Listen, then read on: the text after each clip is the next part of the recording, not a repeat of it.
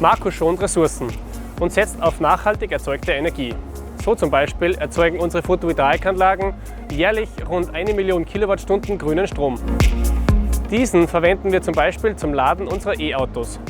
Aber da passiert noch weit mehr. Man erwartet es erst gar nicht, aber auch in diesem Container findet sich eine weitere Maßnahme im Rahmen unserer Nachhaltigkeitsvorhaben.